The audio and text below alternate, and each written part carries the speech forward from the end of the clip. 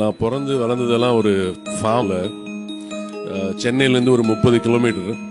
So தினம் நான் வந்து சென்னைக்கு ஸ்கூலுக்கு போய் படிச்சுட்டு திருப்பி என் தோட்டத்துக்கு தான் வருவேன். சென்னை போகவே பிடிக்காது. இவர் சொன்ன இந்த ஹாலிடேல எக்ஸ்பீரியன்ஸ் பண்ண விஷயங்கள் எல்லாம் வந்து அங்கே தான் நான் வளர்ந்தேன். அதான் என் வீடு. நிறைய விஷயங்கள், சைக்கிள் கற்றுக்கிட்டது, தோட்டத்துக்குள்ளே எங்கள் அப்பா எனக்கு ஒரு சின்ன மோப்பேட் வேறு வாங்கி கொடுத்தாரு. அதெல்லாம் வேற ஓட்டுவோம், டிராக்டர் ஓட்டுவோம். ஸோ இதுதான் என் லைஃப், அதான் எனக்கு பிடிச்ச வாழ்க்கை. அதை விட்டுட்டு சிட்டியில் வரும்போது ரொம்ப அன்கம்ஃபர்டபுளாக இருக்கும்.